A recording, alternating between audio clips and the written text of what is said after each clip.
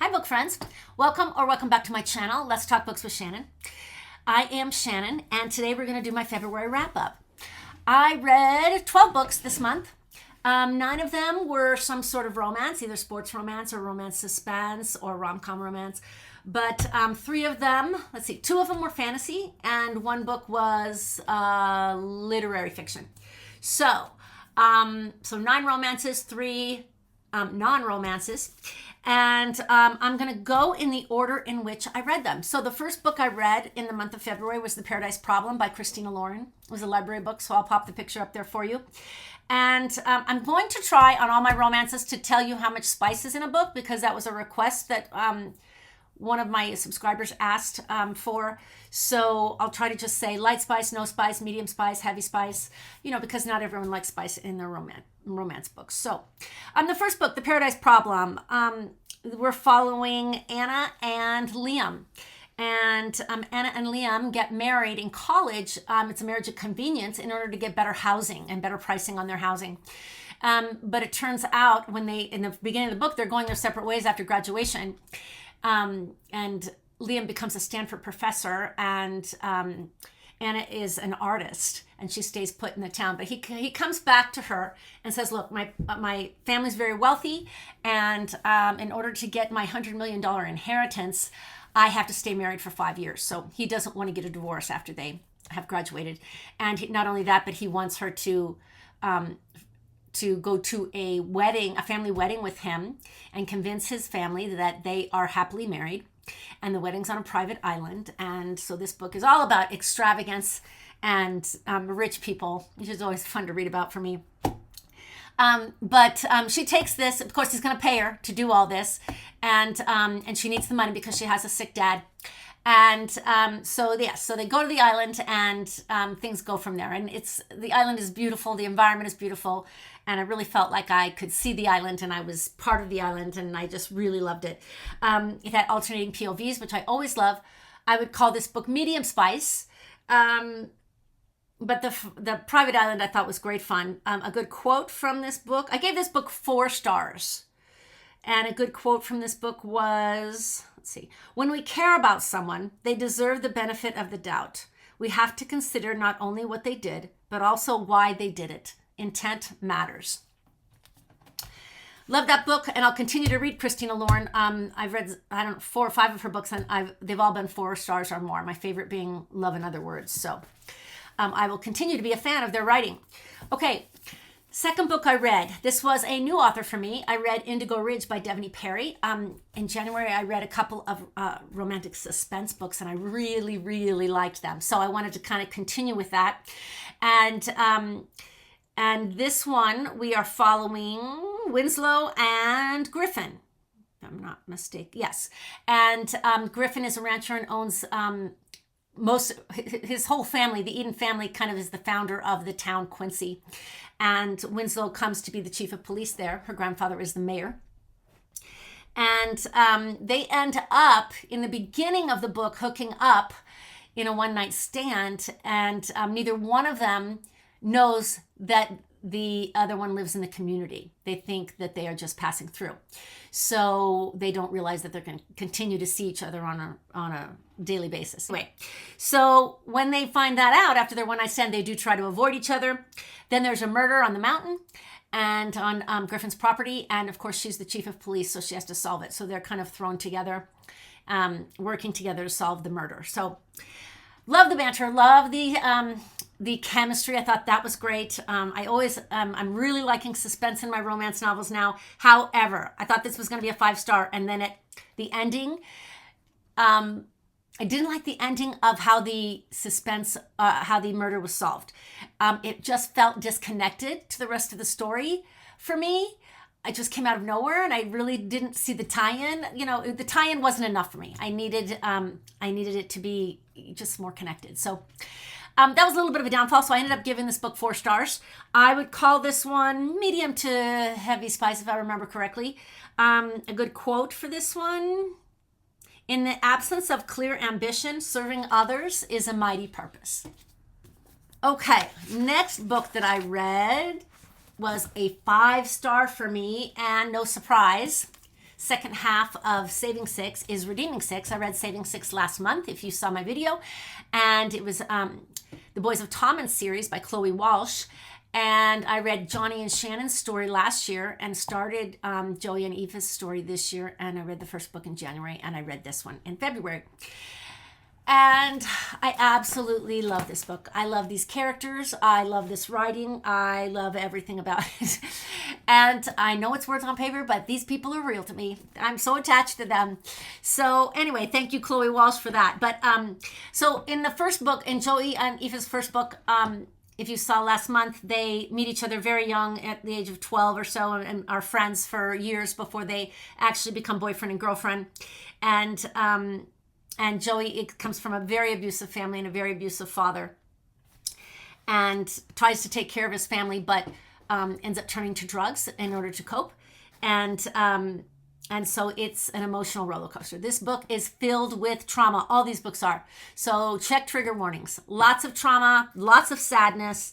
But, oh, I love them so much. So an emotional roller coaster and many tears later. 5 stars. But the audiobook of these is wonderful. I love hearing the Irish brogues. I feel like I'm in Ireland, so I did both. I kind of combined both, read the physical book and listened to them. So yes, a good quote from this one. Oh, Joey says at one point, he says, "I smirked. You need a bishop to take my confession." And I had a girlfriend and a son to go home to that I wouldn't have if she hadn't taken a second to talk me down from the edge that night. So again, lots of trauma, lots of emotions, but I absolutely adore this series. 5 stars, 5 shining stars for me. Yeah, there's spice in this. I wouldn't call it heavy spice. Maybe medium to heavy spice in these. Next book I read, Assistant to the Villain by Hannah Nicole Mayern, I think is the way you say it. But this was a fantasy book, and also I read it on my Kindle, so I'll flash the picture up there. But this one, we're following Evie and the villain. Evie is out of a job. I think she just got fired or walked off of her other job, ends up in the forest, ends up running into the villain who is running from someone, and ends up getting a job being his assistant. Now, his main goal in life is to lead this rebel movement against the king. So this book, there are dragons and magical frogs, and it's just quirky and fun. It's cheesy, but it's still just loads of fun. And it dual POV, which I always love. Cliffhanger ending. So if you you don't want to commit to 2 books, then don't read the first one, because it definitely ends on a cliffhanger. I will definitely read the second book. Probably, I think I even put it on hold at the library, or I'm trying on a waiting list to get it at the library. But yeah, because the second book isn't on Kindle Unlimited, at least not yet. But anyway, so it was a lot of fun. The very first line of not the prologue, but chapter 1 cracked me up, drew me in completely, which I always appreciate a good book hook. It says, "There were severed heads hanging from the ceiling again." It just made me laugh. So, and then another good quote from the villain: "I do not and cannot make hugs a regular occurrence." Of course, he's not a very affectionate villain. So, and she says to him, "You can't just kill people and be pretty. It's confusing." So anyway, lots of fun, lots of cute quotes, cheesy, fun, light, quick read. I gave it 3.25 stars. It was a little slow at parts, but it's not going to stop me from reading the second one. I liked it. And no spice at all in this one. So, okay. Not Another Love Song by Julie Soto. This was Kindle Unlimited. So, no, this was an audiobook. Yes, this was an audiobook for me. So anyway, I'll flash the picture up there. We follow 2 musicians, a cellist, and the cellist is Xander, who plays for the New York Orchestra, and also Gwen, who is a violinist, and she also plays for the orchestra, the New York Orchestra. They meet at a wedding that Gwen is performing at, and he critiques her arrogantly, and he didn't even know that she played in the same orchestra as he did. That's how arrogant he is in the beginning. Anyway, so she ends up getting first chair first string chair in the orchestra, and of course he thought he should get it. So there's, some headbutting there. This book had a huge focus on music. I love music, which is why I thought I'd try it. I do love music, but I don't read music and I never played an instrument. I think that I would have appreciated this book more if I read music and had played an instrument in the past.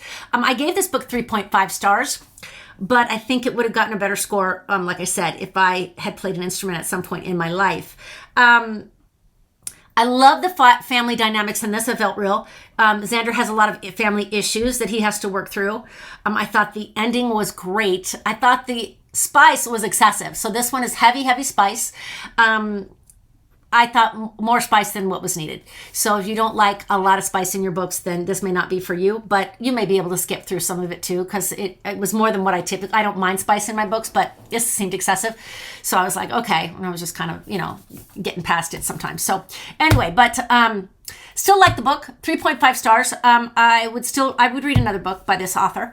And yeah, it was an enjoyable read. Okay. The next book I read. Oh, I loaned this one out, so I'll have to pop the picture up there for you. Sorry, I was going to say, what? I know I own that book. I read Beartown by Frederick Bachman. Oh my, 5 stars for this one. Literary fiction, and you are in a small community.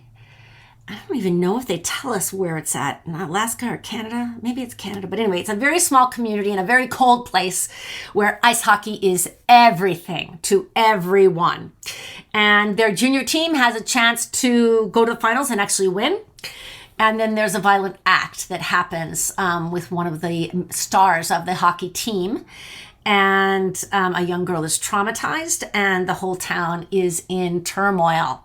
So, this book is about loyalty and commitment and responsibility and friendship and honesty and disappointment and just a lot of different things. So, love this book. Very deep, very profound, very sad, very moving. So if you don't like sad books, but wow, the writing. And I've read a couple Frederick Bachman books before. I read Anxious People, which I enjoyed, but I mean, I think I gave it under, I don't know what I gave it, but it wasn't, it wasn't a 4.5, 5-star read. I think I might've given it 4 stars or 3.75, something like that.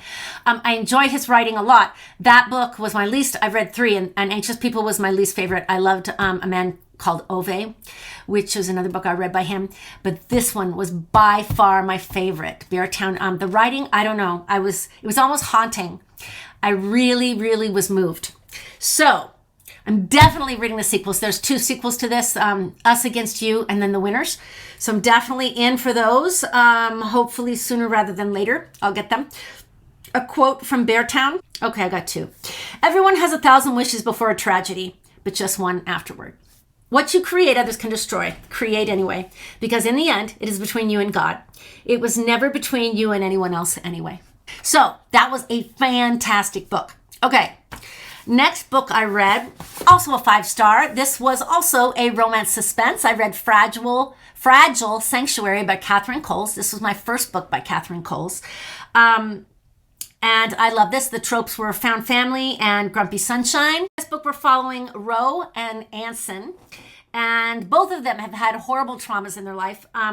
Ro's family was killed in a fire when she was younger, a fire that she escaped, but they all did not. They ended up dying. And Anson's sister was murdered. So she ends up wanting to move back into the house that her family grew up in. She's ready to do that. She's gone through a lot of therapy. And he's doing some contractual work on the house and renovating it. Anson is. So that's how they initially meet. They end up working together to solve both the arson and the murder, the arson of her family and the murder of his sister. So that's how they end up meeting and connecting and moving along in their relationship. But loved it, loved the chemistry, loved the banter, loved the suspense. I was on the edge of my seat for most of it, and I will definitely continue the series in this one.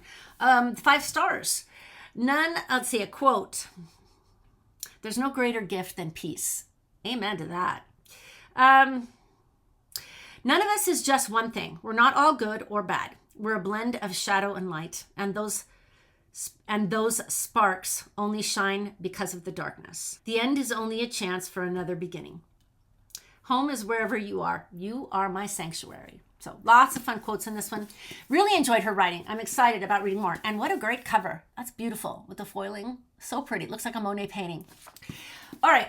Next book I read was a thriller. Okay. All right, I read No Exit by Taylor Adams. I haven't read a thriller in a long time. Kind of funny about my thrillers. I love them once I start and read them, but I'm always scared of them. I'm always like, I don't want to have nightmares. So anyway, I tend to read them during the day. But sometimes I go into the night because I get, wrapped up in it. So in this one, let's see. First off, I did read another Taylor Adams book last year. I read The Last Word. Really enjoyed that one. 4 stars, I think. Maybe even on 4.25. This one, we're following Darby, and she has a mom who is dying, and she's on her way to visit her mom in Utah, and she's going through the Colorado Rockies, and there's a huge snowstorm, and she ends up getting stranded at a rest stop. And she's stranded with 4 strangers. So she's looking for a cell signal to try and get a hold of her mom or her sister and let them know what's happening. And she goes out into the parking lot to try and find a cell signal, and she goes by one of the few cars in the parking lot. Like I said, there's 4 strangers in there, so there's probably 4 or 5 cars out there. And she sees a child in a cage, in a crate in one of the cars. So she, of course, decides she has to find out whose car that is and who is got this child crated up. And she has to try and save the child. And it goes from there. And there are lots of twists in this one. Lots and lots of twists. I love the ending on this one. And again, thrillers don't always end how you want them. They don't always have happy endings. But I did like the ending on this one. I always like thriller endings as long as it shocks me and surprises me. So a little slow in the beginning. But once you got 40% in, it was, like I said, then I was on the edge of my seat. So I gave this book 4 stars. And quote from there: sometimes God puts people exactly where they need to be, even when they don't know it. So good book. All right. I don't know what possessed me to read a thriller in February when it's the month of love, but whatever. Okay, my next book is The Wall of Winnipeg and Me by Mariana Zapata. This is like a marriage of convenience trope. Grumpy Sunshine also.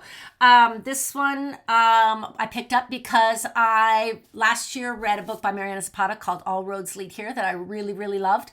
So I picked this one up. This one is a sports romance. He is a professional football player. He being Aiden is his name. And Vanessa is his assistant. And he is not kind to her ever. I mean, he's not mean, but he doesn't pay any attention to her. You know, he doesn't really give her any notice whatsoever. And he doesn't visit with her or find anything about her, out about her. She is just his assistant. So, and she does a great job of it, and he knows that. So anyway, she decides to leave the job because she has aspirations of her own, and she has saved enough money, and she wants to pursue her dream in graphic design. So he ends up acting like he didn't care that she quit, but of course he did. And then he chases her and asks her to come back, and she won't come back as assistant. But then he asks her to enter into a fake marriage because he does not want to go back to Canada. He wants to stay where he's at, and he needs to get married. So that's how the marriage of convenience starts. The first half of this book was a little slow. It was good, but I got sick of being in Vanessa's head and her being upset and counting to 10. She's counting to 10 all the time, which is a wonderful strategy when you're upset, but I just had enough of it. So it was a little too long. I think 50 or 60 pages could have been cut out at the beginning. I mean, it's a romance and it's a pretty thick book. So I thought the first half, could have been a little shorter, but the second half I thought was great. And I think this book did not have alternating POVs, but I think it would have been better if it had alternating POVs, and we were able to get into Aiden's head a little bit because it's pretty much told by Vanessa, the whole book. And in the beginning, Aiden is rude. He's downright rude. He really is. I said he doesn't pay attention to her, but a lot of the time he's rude. I don't think he means to come off as rude. It's not like he's a horrible person, but Yeah, but that got old for me too quick. But then he has a big turnaround, of course, and the second half of the book I loved. So lots of character growth for both characters, which I always appreciate when I'm not liking characters in the beginning. I'm like, well, and this one, they definitely turned around and had a lot of character growth. The banter was super cute. Second half of the book. They have a dog, which I love. Anyway, so I ended up giving this book 4 stars. And a quote from this book: "I'm starting to understand that you can always make time for things that matter. The only people in your world who can hurt you are those that you let have that power." Last one. "Home is where you are. I would go anywhere for you if you wanted me there." So, fun book. Definitely going to read a lot more of Mariana Zapata's backlist. I ended up getting some of her books for Christmas, so I'm very excited to continue reading her books. Both books have been over 4 stars for me that I've read of hers. So that one was fun. Okay. Next book was a fantasy book. Spice in this one. Oh my gosh. Very slow burn. Very slow burn. So, just spice at the end. I would call this light spice. So, okay. All right. The Very Secret Society of Irregular Witches, which I got from the library, by Sangu Mandana. If I said that right. But it's a fantasy book, and we are following Micah, who is a witch, and she hides her magic, and she knows that she has to stay away from other witches because too much power draws attention. And so she starts an online vlog where she posts videos about being a witch. And she really doesn't think anyone will take her seriously, because who's going to believe that? People just watching it for fun. So, but someone does, and they ask her to come to their home to teach 3 children who they believe are witches. And they have no idea how to control their magic. So she goes, interviews, etc., and ends up taking the job, and it kind of goes from there. So this book was just cozy, sweet, heartwarming. I love the found family. I always appreciate books that have good found family. I just love that so much. And so this one has a great found family and quirky characters. I love quirkiness as well. I smiled often in this book. I gave this book 3.75 stars. Let's see, a quote: "Trust is earned, but it's only possible if someone gives you a chance." Oh, this is a funny one. That was some excellent Mary Poppins shit right there when she does some magic. I like that. That was great. "Niceness is all about what we do when other people are looking. Kindness, on the other hand, runs deep. It's what happens when no one is looking." Love that quote. Okay. Okay, another book that ended up coming up. Okay, this book, I'm surprised I even read it. It came up as a just dirt cheap on my audiobooks. It's called Expiration Dates by Rebecca Searle. I have never heard of this author. I have never seen a booktuber say anything about this author. I just thought, I read the premise and I liked the premise, and it was, I don't even know, $2.99, something like that on audiobooks. And I was in, the mood for a short, quick book. And so I picked it up, and I loved this book. Shockingly, I will look for more books by Rebecca Searle. We have Daphne, who's in her 30s, and every time she meets a man, she gets a piece of paper with a name on it and a time limit of how long she's going to be with that man. So there's magical realism in this story. Hugo, who is one of her boyfriends at one time, and I don't remember the time frame it said on the paper, 5 weeks, something like that. Maybe it was months on him. But anyway, they end up becoming best friends after they break up. So Hugo, who was once one of her boyfriends, is now her best friend. But every time she's dating someone, she gets a piece of paper, either right before or right after she meets the person, and it says how long she's going to be with him. So one time she gets a piece of paper and it says Jake, and it has no time limit on it. So she thinks this is going to be her forever person. Unexpectedly, I love this book. This book had much more depth than I thought it would. I love Daphne, and I loved her best friend Hugo, and I gave this book 4.5 stars. I absolutely loved it. It was very quick, very fast-paced read. I don't even know how many pages it was because, like I said, it was an audio, but I want to say it was 260 some, under 300, right under 300 or right at 300 pages. Spice in this one was, I can't remember, so I would say it certainly wasn't heavy. So light, probably light spice. Yeah, if any. Did it have any? Either, so it's light to no spice. I can't quite remember, but it wasn't anything, worth mentioning. Okay, quotes. My life has been filled with magical moments. I was just so busy waiting, I didn't see them when they were there. It's hard to hold on to people the older we get. Life looks different for everyone, and you have to keep choosing one another. That is the truth. Okay, so that one ended up being 4.5 stars, a very unexpected 4.5 stars that I'd heard nothing about the author and nothing about the book. So that's always a fun surprise. Okay, next book I read was The Comeback, which is a sports romance. Again, this was on Kindle Unlimited, so I'll flash the picture, by Rebecca Genshak. This is the third in the series. The first one was Burnout. I read that. And the second one was Playbook. And this one is Comeback, all about brothers. And this one is a football romance. The first one was bikes. They're all sports romance. The first one was motorbikes or motorcycles. And the second one and the third one are both football. So this was a football romance. And in this one, we're following Archer's story. And Archer is deaf, which totally appeals to me as a retired special ed teacher. So he plays in the NFL and he has a hard time hearing. Oh, I think he can hear a little bit. He's mostly deaf, but I know that with hearing aids, he does get some hearing. But his brother in the second book, has just recently found his long-lost sister. So Sabrina is the long-lost sister, and she is now in this book.